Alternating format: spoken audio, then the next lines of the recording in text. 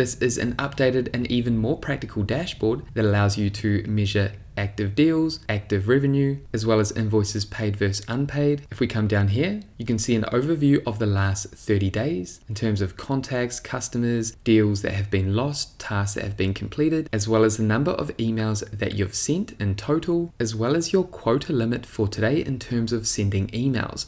And this changes based on the type of account that you have. You might have a free Google Workspace account or a paid Google Workspace account. This will show what your quota limit is for the day. And this renews every 24 hours. You can also see total revenue completed and then total lost. You can see sales completed by team in the last 3 months and all your team members down here.